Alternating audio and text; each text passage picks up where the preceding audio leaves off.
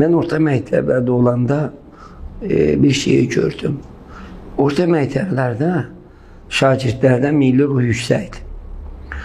Və bunlar kurikulum dərs keçirərkən qruplara adlar verməlidirlər. Ola bilsin ki, kimlərsə bunu müşahidə edəmir, elə adi gəlir ona.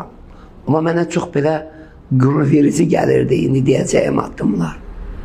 Bu şagirdlər hazırlayırlar dərsi. Kurikulum üçün. Bir də görürəm, komandaların adını qoyurlar.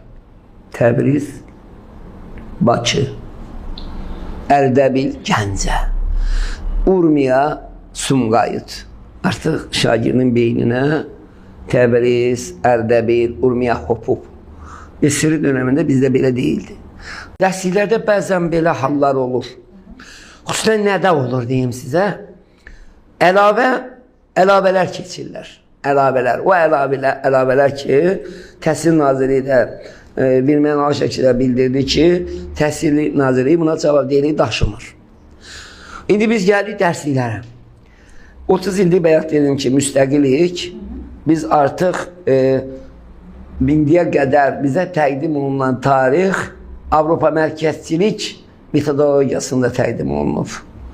Amma indi Türk mərkəzli, Azərbaycan mərkəzli metodologiyana bunlar yazılır.